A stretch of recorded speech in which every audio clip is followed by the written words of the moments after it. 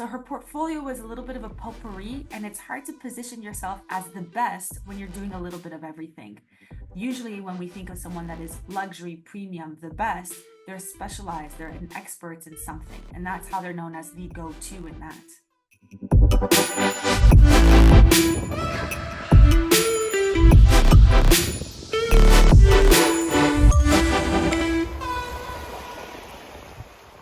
Welcome to a new episode of the Beyond Interior Design podcasts, where we transform interior design studios from pretty pictures into high-end businesses and create real impact. In today's episode, we are diving into something that gives many premium designers headaches: digital marketing that actually works for the luxury segment. Meet the founder of Findable Digital Marketing in Toronto. With her contagious energy and refreshingly direct approach, she's on a mission to make marketing for premium designers as simple and effective as possible without losing its exclusivity. And honestly, her no-nonsense approach is exactly what the luxury design world needs right now. So get ready for a conversation that will flip your perspective on luxury design marketing. Let's jump right in. Daniela Furtado. Whoa, what an introduction. Wow. Thank you. Welcome for having, being guest in our podcast. Thank you for having me. Yeah, no, well, welcome. Today, special subject, luxury. So, the truth about luxury. What was your personal aha moment about luxury that changed everything? So I had been running the agency for a couple of years, and I was on a call with one of her clients. She's a marketing director for a furniture company. And she manages it has like four sister companies, or it's a group of four companies. And she said something that made the light bulb in my head go off and kind of started this whole journey, this curiosity I have for luxury marketing. She said, we hired a new sales director, and he gave us a little bit of criticism on how we were positioning ourselves. He said that we were positioning ourselves as premium, but not luxury. And I stopped and I said, yeah, exactly. What's the difference? Yeah. She goes, oh, her shoulders drop and she lets out this huge sigh of relief. She goes, honestly, Daniela, I don't know. I'm glad you asked, because I'm also at the same thing. And so the two of us, her and I, we meet up every once in a while for coffee. She's not an active client anymore. We're not doing any projects right now. When she needs something, she comes to us. But we keep in touch, and we shared resources with one another on what is luxury marketing, what does it really mean, and yeah, that's how it all started. Well, later on we're going to dive deeper in because you didn't tell us yet what is different, but we will find out. Well, you saw my face like, what's the difference? Premium, luxury. So this was a major change how your definition of luxury evolved. Well, since you started investigating luxury, that this is the moment where it all changed. Where you're like, okay, this is what I need to do. Yeah, I started researching. I researched and was just hungry to learn. I read every podcast, or I read every book, every article, listened to every podcast or video I could find on the topic. Yeah. And somewhere I wrote a whole essay about it on our website, and that's what we're here to talk about. Definitely, because I saw you did your research. It was like, I need to speak to Daniela. She knows something, and she dove in a kind of subject we're talking about. We're now episode 44, 45, and we all talk about luxury in most of the episodes, but in the end, it was like, I don't know really what luxury is. So great to you. Can you share, what is the biggest misconception about marketing for luxury clients? I think there are quite a few. I think the problem starts with exactly what you alluded to, is that we don't really have a clear definition of what marketing is. Marketing, luxury. We don't have a clear idea of what luxury is because it's changed so much over the years. Luxury used to be reserved for aristocrats. dated back to the 17th century in Europe. And nowadays, because of industrialization and the creation of the middle class, it is more accessible than ever, but it is also very vague. Yep. Is it the quality? Is it the price point? Is it availability? We're not really sure. And so it's almost up to every design studio, every business to define what luxury means for them and to be a little bit more specific. So I think Yeah, that is, because a lot of interior designers are calling themselves high-end interior designers, or luxury designers or premium designers, without knowing actually what it is. But it sounds cool, or you might think you are attracting your ideal clients. Most of the time, I speak designers, and they say, "What is a high-end client?" And it mostly comes down to with a big budget. yes. They mean they have a lot of money. Yeah. Yeah, but in the end, luxury is not about only this big budget. So can you share examples of design firms that successfully attracting luxury clients? Yeah, we have a handful. I think most of our clients actually would consider themselves premium, high end, or luxury. One case study that I often refer to the most because she's a client that we worked with the longest and very early on. So I have a lot of years of experience and stories working with her. Her name is Jude. She's here in Toronto, and she has a design firm called Sansa Interiors. We met when we were both starting our businesses through a business accelerator, specifically for female-owned businesses. And we Mm-hmm. casually give her advice. She would pick my brain. And then about a year later of this business friendship that we had, she hired us. And we worked with her on a monthly retainer for 2 years.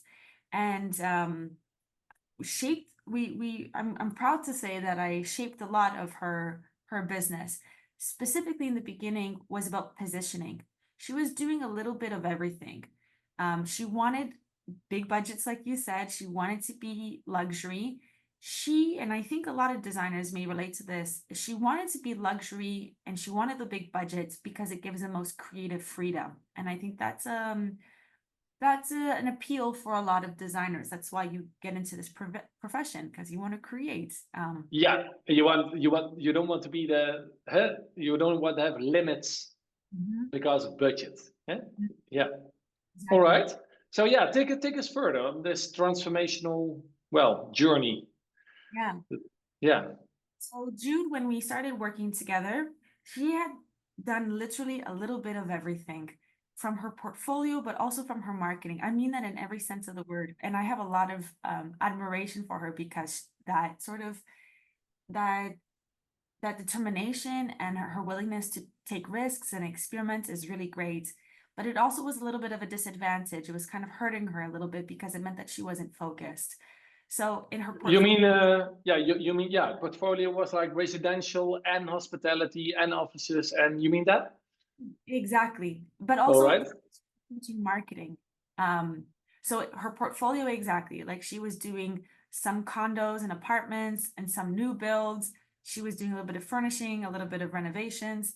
She was also doing a little bit of commercial. She was doing some offices, some co-working spaces, and some hospitality, restaurants, and cafes. So her portfolio was a little bit of a potpourri, and it's hard to position yourself as the best when you're doing a little bit of everything. Usually, when we think of someone that is luxury, premium, the best, they're specialized, they're an expert in something, and that's how they're known as the go-to in that. So that was the foundation, was okay, what do you want to be known for? And I know you can't say no because you're not in a position to start saying no to projects. You got to take them on, but that doesn't mean you have to show all of them on your portfolio. You can be a little bit selective or intentional or strategic, whatever words you want to use, with how you market yourself, because what you put out there will attract more of the same. So it started with that. That was the first step. Wonderful. Yeah. Want me Step to keep two. step? Yes, of course, of course. I think everybody's now like, oh, tell me the secret, Daniela. What do I need to do with my portfolio? And I know for sure there are a lot of people listening right now who said, yes, I like everything. So I'm still doing everything because I like it. But then you have a problem, right? Yes, You have yeah. a problem. It's not very profitable either as a business to do a little bit of everything. Sometimes it can seem like it's boring, but as someone that's specialized, I don't find it boring personally. I find getting deeper means that you have more of an impact. It can be more intellectually stimulating. And if it does get boring, it sometimes work does get boring. It's not exciting and fun 24/7. But that's okay. At least then I can create processes, things can work without me. A project just starts to come. I don't have to constantly chase projects. I start to build a reputation a lot faster, and projects come to me instead of me chasing them. And then I can find fun in other areas, like in my personal life through hobbies. But sorry, you asked for step two. No, but exactly this. The reason you talk about already the result, but that's very important. I never met an interior designer who's not passionate. Mhm. Maybe you have, but I never. No, they are all, or they are so busy, they are almost in a burnout. So they think they might like the profession anymore, but that's not true. They don't like the stress level that comes with it, or the lack of structure in the business. They all like their business so much, so that could not be the case of not continuing. No. No, I've never met a bored interior designer, but I've met lots of interior designers that don't want to specialize because they're afraid of being bored. But Ooh, that's the word, right? yeah, Afraid to afraid. choose. Mhm. But Yeah. it's weird with Jude, that's what we did. So I really put her, I pinned her against the corner and I said, you can't keep doing this, you gotta choose. And we negotiated. We chose two instead of, I think she had like five different types of projects. We narrowed it down to two. And we agreed that with time, then she could separate it and or maybe even choose one. And that seems realistic. So we chose residential new build homes in the suburbs of Toronto. And then we also chose cafes specifically. So that was the foundation. That was the second step, was to create 2 pages on the website under service. We created 2 service pages, one for residential, one for cafes, and it spoke to homeowners and cafe owners. And then from there, we looked at her portfolio and we removed any projects that did not align.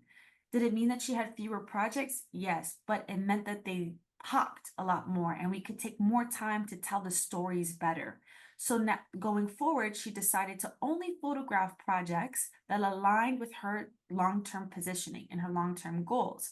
So this meant that she could put her marketing dollars where it really mattered. It also, the next thing that we did was we decided to tell stories about these specific projects. We even created an almost like hierarchy system. So we would give projects a score. We would have this a scorecard, and we would look for different things like confidentiality, the size of the project, the budget, so on and so forth. And we would give projects a score. And so if it really fit with the long-term positioning and goals, then we would do all the things, right? We would hire a professional photographer, we would hire a professional copywriter, we create a case study on the website, 12 blog posts and videos and for social media. But if it was lower, then it didn't need to be professionally photographed. We could just go in with our own camera and capture it and use it for social media, but it didn't have to live on the website. Yeah. Yeah. And this made her marketing efforts so much more streamlined and strategic. Before, she was doing, like I said, a little bit of everything in her marketing as well. She was doing flyers, like direct mail flyers. She was doing billboards. She was doing blog posts. She was doing YouTube videos, social media, ads, pitching to press. She would do something for 3 months and then get frustrated that she wasn't seeing results, drop it, and then move on to something else. But with this, we were doing what mattered and we stuck to something long enough where she could actually see results. Yeah, wonderful. Yeah, I think you're offering a great structure because most of the people are really creatives, and me as well. I made some huge mistakes in the beginning because I like new.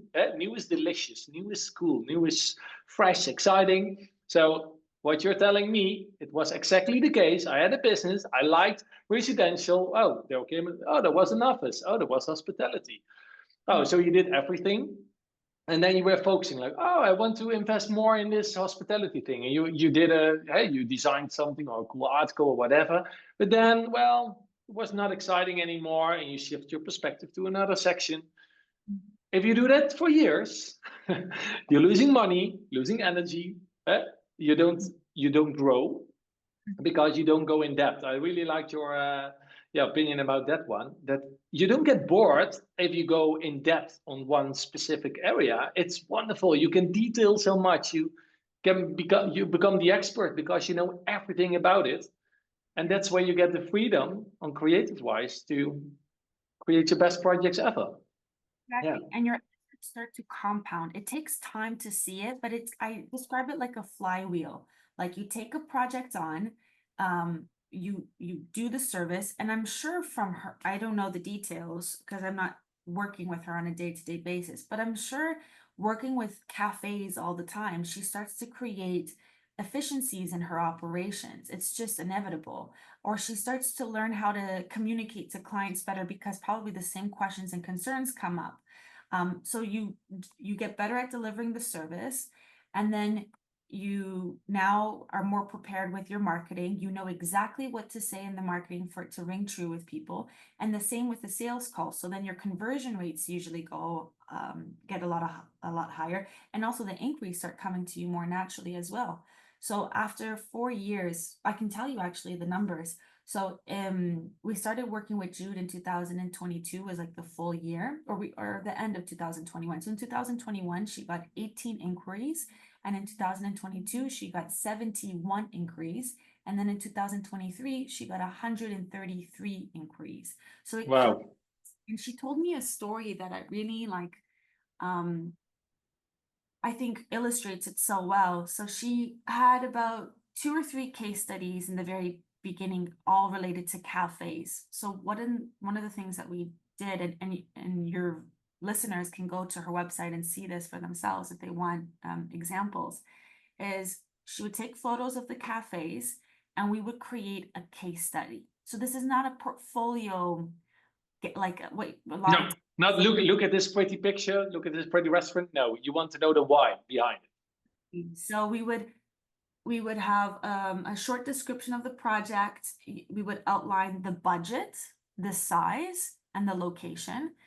And then we would go in to show more photos. We use photos to break up all the sections, but the sections were things like the design concept, what the client wanted, how we approached it. We would even show snapshots or pictures of the construction and blueprints and the mood board, the planning, some of the challenges that came up and how we resolved them. And then lastly, a testimonial. So we're really walking people through the before, the during, and the after. And this also educates prospect clients of what to expect. You like this project? You like that? This is the price tag that was involved. This is the typical timeline. This is how it works. So when they're coming to you on a sales call, they're a little bit more primed. So we did that with 3 of her case studies, all related to cafes. And just 3. We did with just 3. That's what she had at the time. Okay, wonderful. Yeah. So you don't have to have a big portfolio. You can just start with the projects you have. With time, if one of those 3, you're not, they were really small, you're not very proud of them. When you get more, you can cycle out the Of old. course. Yeah. Then she reposted that on social media. So one project would be like 12 social media posts. And one of the stories she told me of how she landed one job is she was posting about cafe interior design using the hashtags, talking about it quite frequently. Someone saw the Instagram post, then went to her website thinking, who is this person? They saw the case study, they read through it, and they thought, great, she understands this business. She understands how to design a cafe that is aligned with the brand. If you have multiple locations, she understands the permitting process. She understands our needs when it comes to takeout and how to design a restaurant for Uber Eats or DoorDash or whatever it is, but also accommodate people that are sitting in. She gets it. She gets my. Yeah. So in other words, this prospect is looking at your portfolio, and the only thing they are thinking is like, she or he understands me. Right. That's it, right? Exactly. And they booked the call with her already, kind of semi making the decision. They already kind of knew that they wanted to hire her, but meet her and get to know her just in case. And Yeah. that's how she was getting projects. What was the biggest resistance or fear that you see, yeah, or that the designer saw in this scenario? Because you can tell her like, hey, you need to choose and you need to focus and you need to, but then the mind comes in and it's like, no, no, no, not me. I cannot do it. It's too early, or whatever the devil says. Yeah. What was the biggest, yeah, fear or resistance before she had the breakthrough? It was that. It was the fear of specializing, afraid to say no to projects when you're in a position where you need the money, you have big goals and you want to say yes to everything. Jude specifically wasn't so afraid of being bored. I've heard that from other designers. For her, it was the fear of saying no to money that is, Ah, is right there within your reach. Another fear that comes up, this didn't come up with Jude, but with other interior designers, is they are very brand conscious and sometimes are resistant to doing anything, or they have to look at everything that comes out. Um, and that creates a bottleneck. This perfectionism, I guess, is what that is. yes, that's a common, common disease, as I could say, as a designer. They love to call themselves perfectionists, Mm. but actually you're sabotaging. If you do it with a business, you have a problem because you need to be really open to test, tweak, Right. see what's going on. If you are a perfectionist in your designs, perfect. Yeah.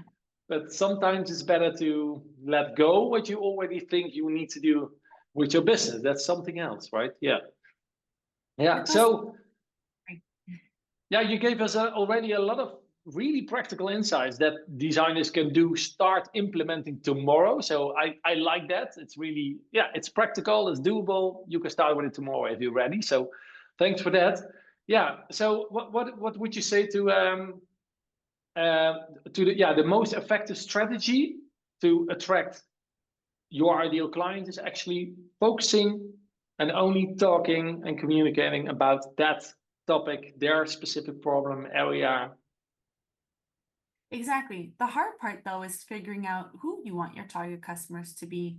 It's a mix of, what have you already done and what you enjoyed, and who actually is willing to pay for your work. And when you're just starting out, it's hard to know that. You're kind of going into it blind, you're guessing. And, a lot of business books or consultants and gurus will tell you to just choose one, but that's really, I think in practice, that's not realistic. And so I tell people, okay, fine, choose two, choose three, but do it with the intention of eliminating or at least separating. Jude is coming to a place. I don't know if she's going to do it this year, but very close. I know because I still keep in touch with her. She does the marketing in house, and we just advise her or consult her on a project basis. But I know that she is at a point where she now wants to separate the residential and the cafes and create two different websites. So maybe Yes. sansaresidential.com and sansacafes.com or something like that. Yeah, I think that's really the way to go because, well, the funny thing, to get back to this focus, it's a few weeks ago, I was in this kind of car boot sale or secondhand market. And if you have nothing is organized on these markets. It's not like here are all the books, here are all the mirrors, here are all the, if you really want to find the real treasures, you need to focus. Right. So for me personally, it's undoable to have three objects in mind and try to search for it in this mess of valuable products or cheap products or whatever. It's impossible. But when you go in with one focus, like round one, I'm going over this market and I'm looking for a mirror, you will see probably every mirror, at least 80, 90%. You are focusing on that mirror. So your outcome is you end up with at least a few mirrors that are really what you're looking for, or coming close, or maybe you have other ideas about mirrors because you saw different mirrors. If you go in with 3 objects in mind and you're looking for mirrors and for a chair and for a lamp, that's where your mind goes crazy. You are tired. It's impossible. I try.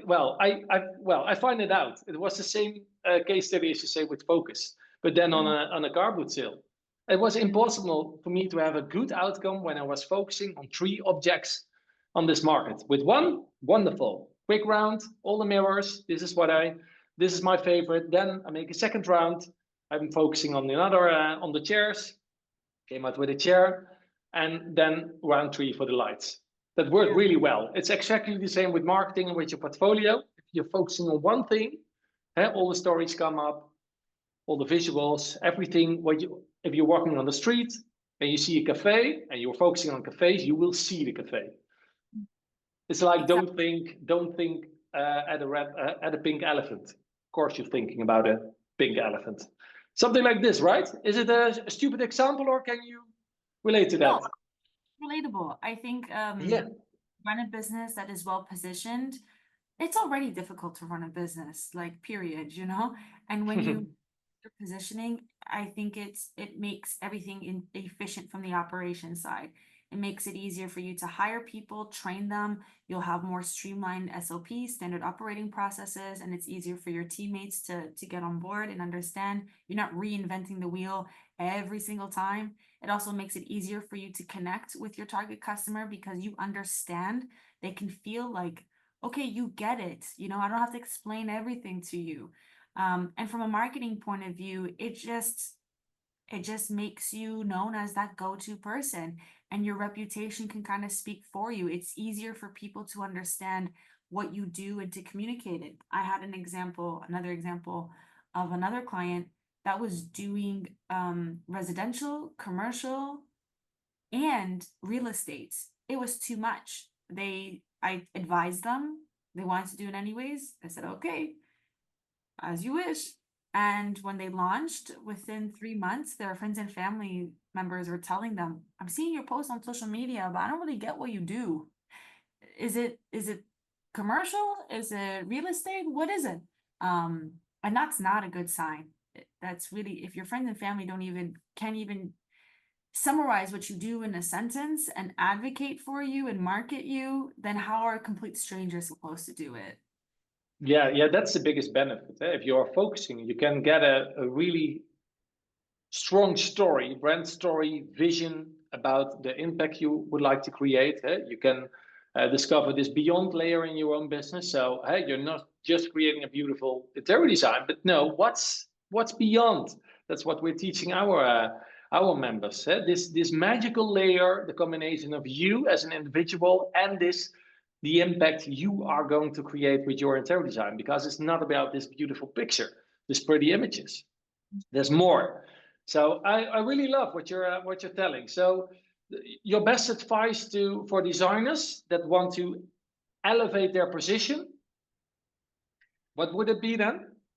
Use your positioning and stay focused on that. Understand what luxury means to you and what capacity you want to be luxurious, also the reason why you want to do it, and stay super focused on that. And you got to do it for years. It's not like you do it for 3 months and then it's over. No, it then becomes how you run your entire business. It's Yeah, compounding was your word, literally. It's compounding, and you don't feel it right away. But if you stay in line, literally, don't get out of the line, and then you see and feel the difference. Yeah. I will say it's not easy. It is difficult. It takes a lot of courage, a lot of discipline. Agree. Yeah, agree. But well, there is a big golden bucket in the end of the. It can be like that, literally. Yeah. So now we've seen these transformations. You talked about, you shared the case studies. Great, because it's really relatable. Let's zoom out a little bit to the bigger picture, because we were talking about luxury. These stories show what's really possible when you focus, when you get your ideal clients, and that comes with premium fees probably for your design office, or you become the expert positioning, That's great. So things are going way more smooth in your business than before. You don't have to invent the wheel anytime. But let's. Can you break? How should designers define their own? Well, let's call it flavor of luxury. Yeah, that's what I like to call it too, flavor of luxury. So when I first was interested in this topic, the first thing I did was ask clients and prospects on sales calls, hey, I heard you call yourself luxury. What does that mean? Some people were insulted. Mhm. Look around. Of course I'm luxury. But me, I see dozens of websites and I meet dozens of interior designers every week. And I will tell you, Mark, it's so different sometimes. One person's definition of luxury and how they express it through their website and their projects is very different from someone else. So I started to create these 4 buckets or 4 flavors of luxury. And we use this especially in the team. So I have 4. There's premium, lavish, aesthetic specific, and exclusive. And I can go into each one a little bit more. So premium is, you know, a best, high quality, excellent, top expert. It's a designer who's one of the best, if not the best at what they do. So if, it's like a shoe, like this is the best shoe smith in the world that made this shoe. Then This the is top level. Exclusive of, sorry, premium is top level. I wouldn't say it's in a hierarchy. It's just the different types or flavors of luxury that I see. I would Okay. say they're all of equal value or worth. It's just the different yeah, when I ask people what how do you define luxury, the definition that they give me, I'm like, okay, this, if we want to get more specific with the type of luxury, I would say this is along the lines of premium. Yeah. Okay. So there's no ranking involved. It's just another definition. All right. Clear. Yeah. Another one is the second group or the second flavor is lavish. This is opulence, glamour, extravagant, abundant. It's about, having as much as possible. We're talking about like massive spaces, huge lobbies. It's about big and bold, right? Because Yeah. you do luxury in a very small space. But this, not this kind. This is the kind of luxury where you want va-va-voom. And the third, I think, is very specific to an aesthetic. It's a designer who understands your specific sense of style and taste. So I would almost say this is like selective, like it's could be modern, it could be traditional. We have one client, she's an interior design firm, and she specializes in Victorian style. Like all of her homes are Victorian. And that is a form of luxury as well, because the kind of fabrics that she needs to get and the furniture that she sources nowadays, it's everything is modern and contemporary. And so to find this kind of niche of a style can come with a price tag as well. Sometimes she needs to get things custom made for that reason, or she has to go to vintage stores and get them refurbished, right? And a lot of people don't think vintage is or thrift is luxury, but this is a big, right, this comes to the big debate. Well, yeah, I know a company who's doing really well with refurbishing old vintage, and it's flying literally from here, Holland, in a small village, really small village, to Hollywood and Miami and Florida, because we do have some kind of cool vintage sites. And you think like, why?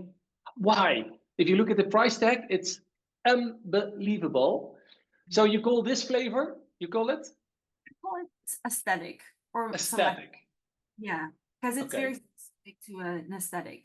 Bohemian or maximalist is also like that comes with a price tag too. Why can't we call that luxury? Again, it depends how we define it, right? And then the last is, I call it exclusive.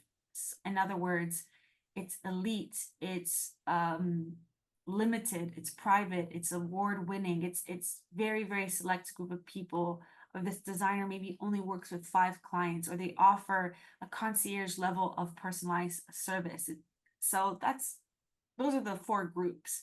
Now, it is not this list is anything but exhaustive. And oftentimes people can be, maybe they can fit some of their services or some parts of their business fit the premium and other fit the exclusive. It's not, it's still difficult to define. It's still a very ambiguous word. And so I really do believe that at the end of the day, it's up to every design firm to really think about what luxury means for them. Take that definition and then analyze every aspect of your business and ask yourself, am I walking the talk? Does this area of my business fit with my definition? And oftentimes the website, for example, doesn't fit. There's something that's lacking that they could do a better job in. And nothing is ever going to be perfect, but at least you're working towards it and you're striving to do better. Yeah, if you talk about digital marketing, this is why a lot of designers get a headache, because if they do have the assignment and they get it, they don't have to explain so much. They can just prove what they're doing, and then they can tell, yeah, it worked. The client is super happy, and I can call this exclusive because it looks like that, or I have a really niche, so I can call it this kind of aesthetic thing, or it's really bold, so I'm one of these premium top designers. But then to communicate it upfront, so the next person who never heard of you before, they have to get what you're up to.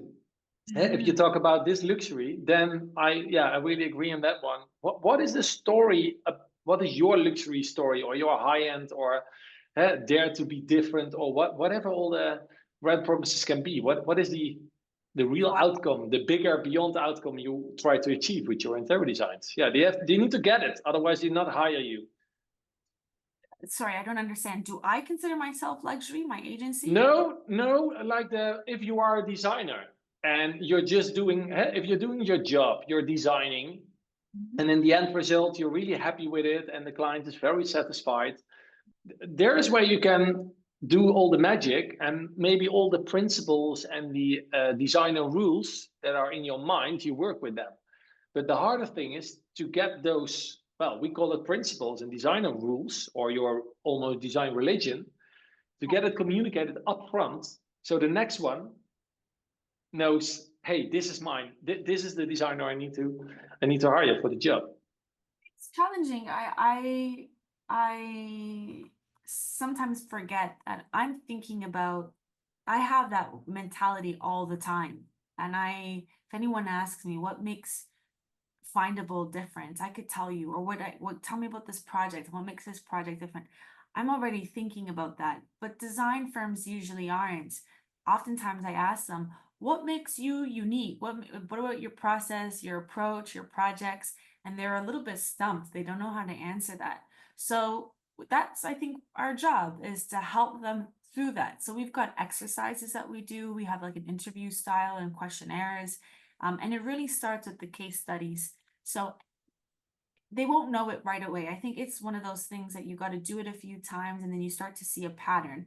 So we help them turn their projects into case studies. And after about 3 to 5, they're starting to get it. They start to think, okay, yeah, it's true. When I do this project after project, this is what makes us unique. What also really helps though, Mark, is talking to other designers, going to industry events and talking to others, or joining a business accelerator, any sort of mastermind or group, and comparing. I'm not gonna lie.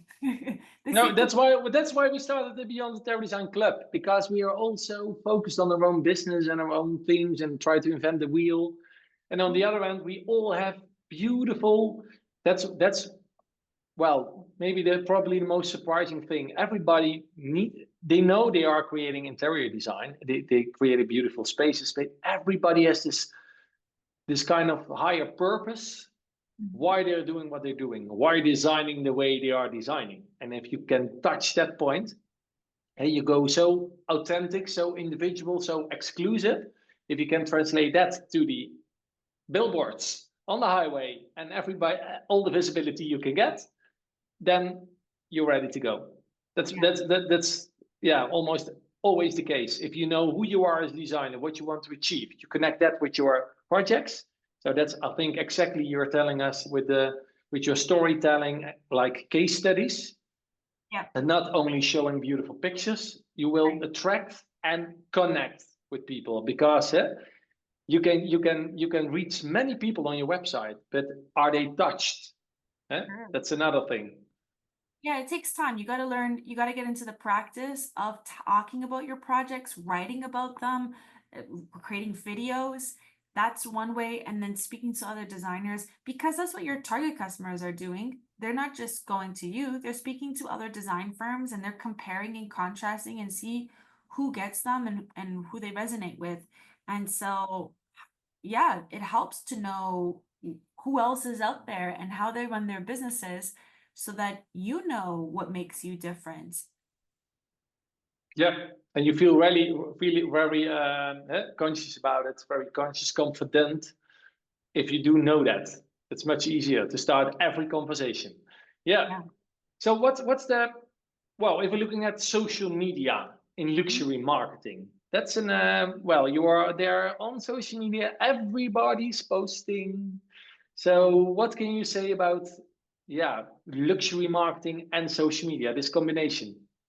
I think a must for luxury marketing, whether it's social media or the website, doesn't matter which platform you're using to market yourself. High quality photos are a must. Professionally taken photos are a must. And if the project is worth it, going a step further and taking videos as well. This is an absolute must. Yeah, there's no Non-negotiable. I can hear you. You had a beautiful sign that's like, okay, this is non-negotiable for you to work with people. This is the first thing you're going to ask from them. Okay, if you really like this project and you want to showcase it in your portfolio, beautiful pictures and well, preferably a video even.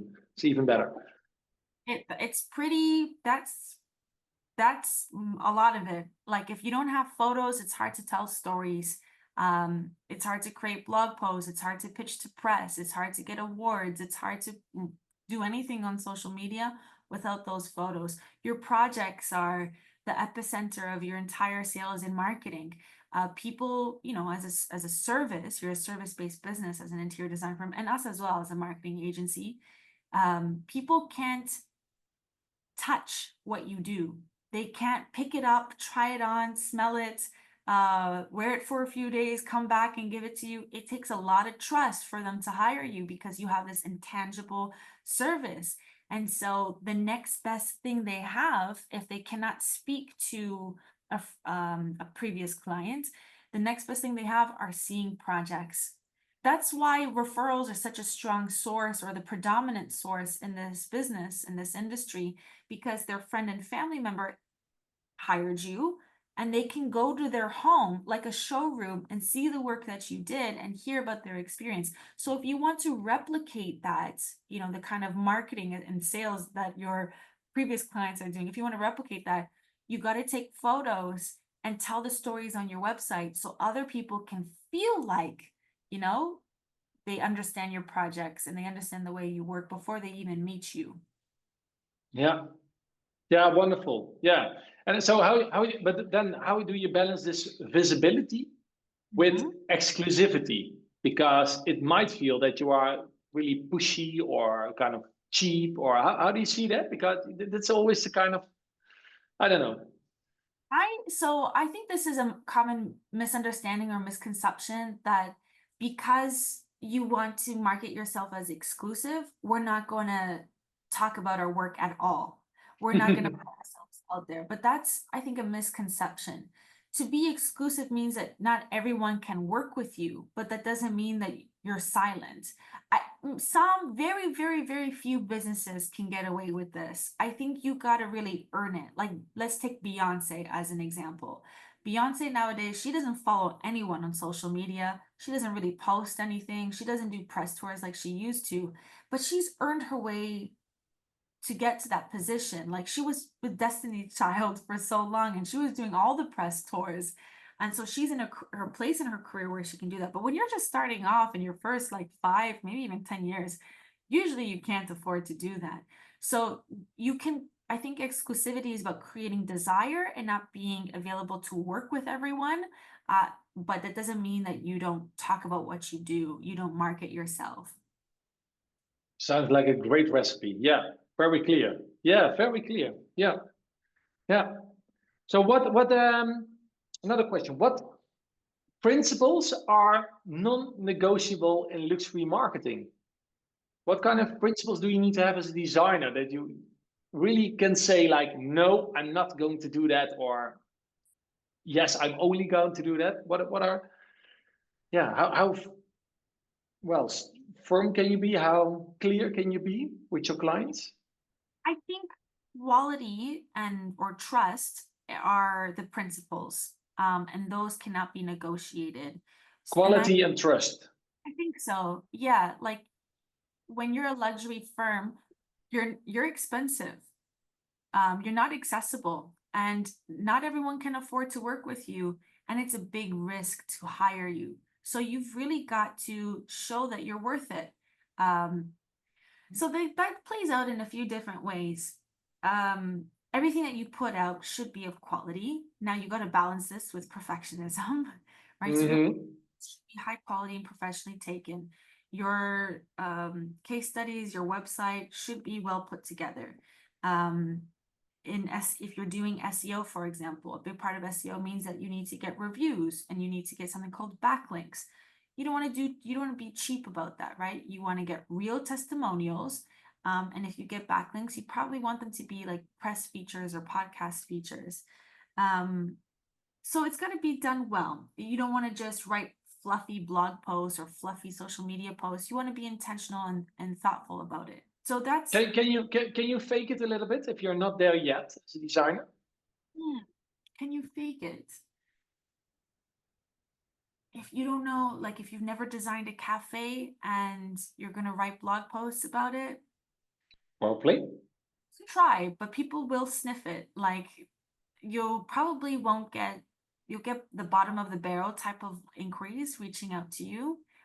You attract what you put out, right? If you're not really walking the talk, then imagine the kind of people that are going to reach out to you. Now, that is a very good point, right? If you want to become the go-to in something, if you want to do big luxury projects or you want to do very premium projects, but you haven't done it yet, how do you get there?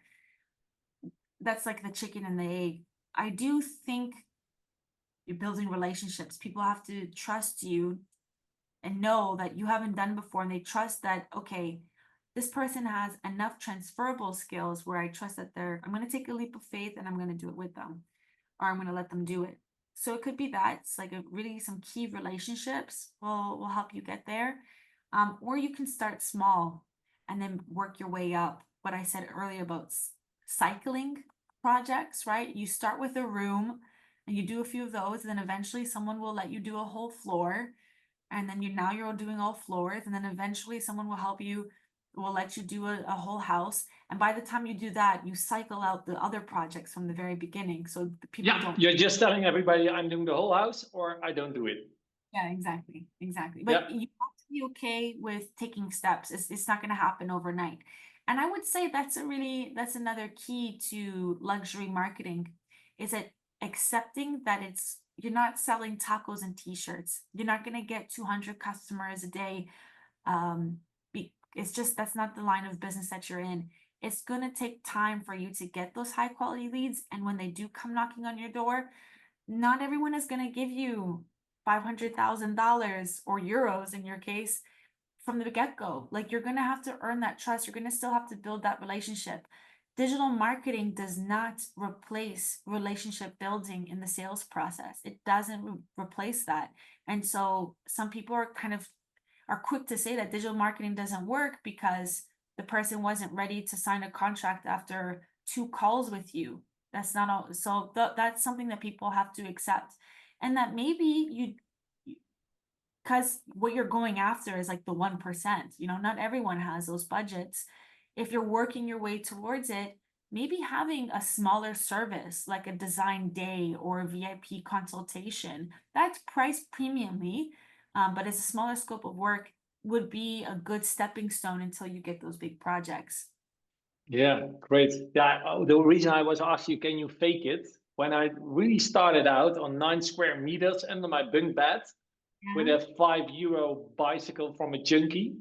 Sure. I was starting out with that business, and I saw a beautiful website. I almost copied it, like this is what I would like. I was talking about my vision on interior design and had to do something with beyond.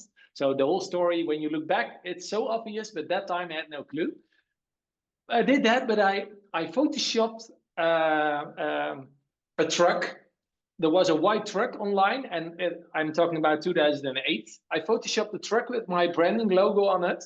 And the first question, I got a premium client almost in my street asking me to do the whole renovation of his apartment. He was like, "Oh, you're just starting out. Here's your." I felt so lucky.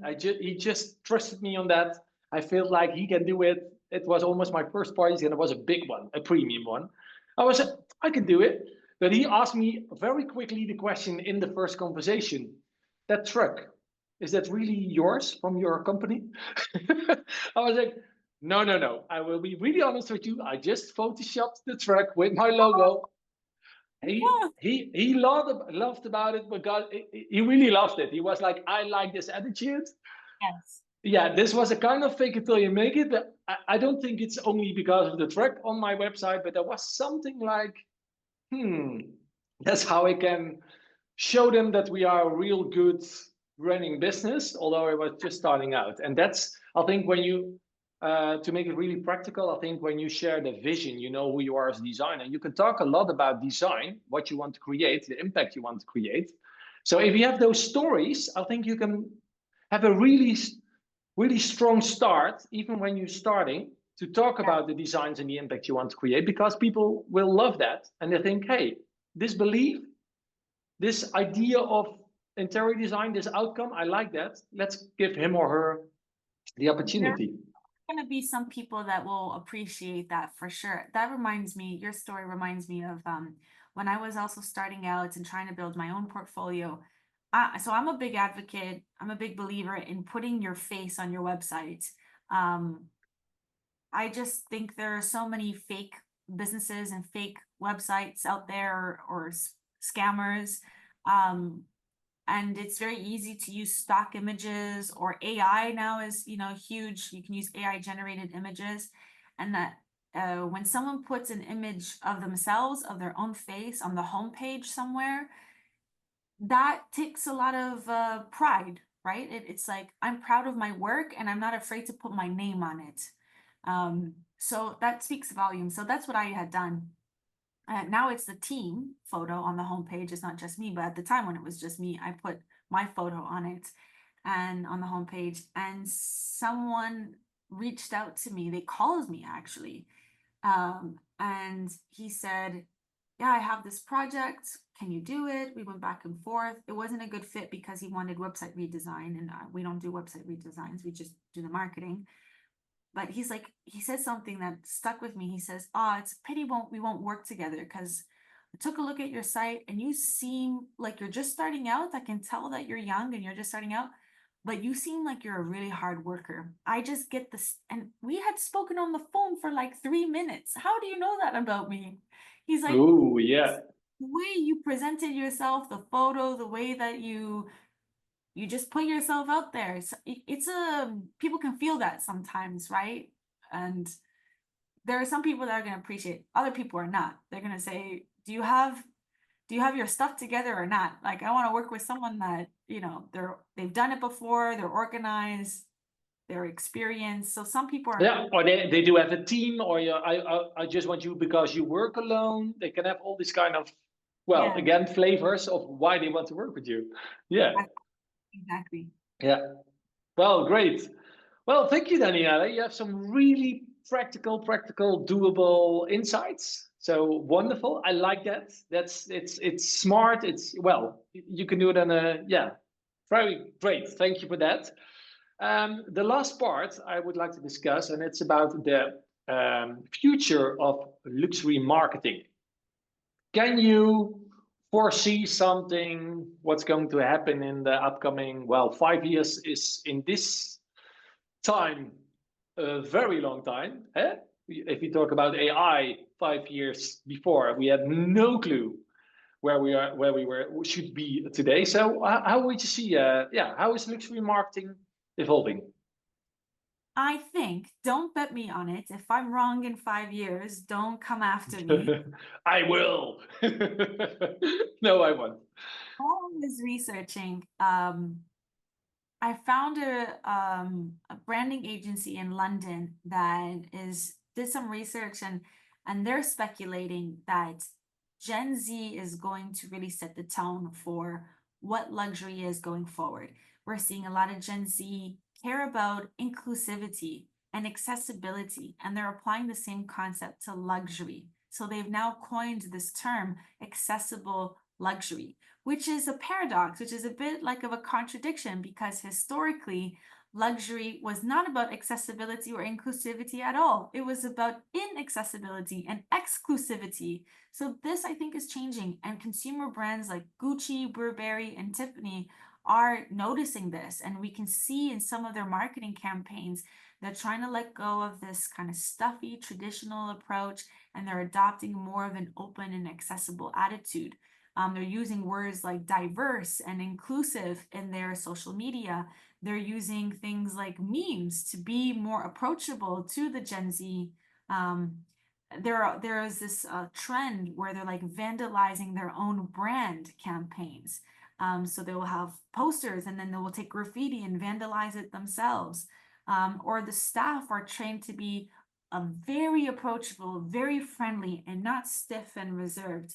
And we're also seeing unexpected collaborations. So high-end brands are now working with streetwear and creating pieces together. So this is, I think, the trend that we're seeing, is that this definition of luxury is going to be kind of broken. It's going to be ripped apart. And I mean that in a positive way. Because Well, if you're telling me all these examples, and then I'm like, yeah, of course. So it sounds really logical right now. And on the other one's like, yeah, is it inclusive? But yeah, I do think so. Yeah, yeah. And they want it on every. It's not that you are having a Gen Z doesn't want to have a luxury lifestyle 24 hours or something. It's like, I want it now for this moment, and then they get rid of it. I don't know if that's the case. True, it's not like you always have this luxury thing, but it's like, yeah. yeah, I think of an example. A family friend of ours, they're Italian. They have a restaurant, an Italian restaurant, and they're getting ready to pass it down to their son. So it's a family business, and it's been around, it's probably for 30, 40 years. And the current owner, the father, he grew up for so long. They attracted customers because of value. Like, you would get big portions for a reasonable price, and that's what people liked. They liked the price to quality or quantity ratio. And his son, I remember we saw him on New Year's. They came over. He was saying people don't care about that anymore. They want to go to a place because the food is very high quality, or the experience is really cool, and they can talk about it afterwards. They're willing to pay triple the price for that. Like, people don't care about affordability, or the young generation is not caring so much about affordability or the, price to quantity ratio like our parents did. So And they need to serve less spaghetti, and they can triple the price. That's a very good business model. Yeah. yeah, Yeah, it's yeah, amazing. This is what luxury means now, and exclusivity or lavish or whatever you like to call it. It's, well, I think in a few years we can laugh about it. Like, what did we do there? We were paying triple amount, and we had 10 years before we got way more for the same amount. Yeah, it's yeah. Well, it's the yeah. same with hamburgers. You can eat a hamburger everywhere in the world, but the price will be from €1 up to, well, I know there are burgers from $300 or even 3,000. There was a restaurant. Yeah. Exactly, exactly. Luxury, this word is very difficult to define, because access to money is more accessible than ever before. We don't have just rich and poor. Most of us are in between. Well, I think that's another discussion. Maybe we have to do the second part. But Well, well, yeah, well, a lot of yes, there is a lot available. Yeah, there's so much available right now. Yeah. Yeah. Well, Daniela, thank you for pulling back the curtain on luxury marketing today and sharing such valuable and actionable insights with our community today. Thank you thank very you. much.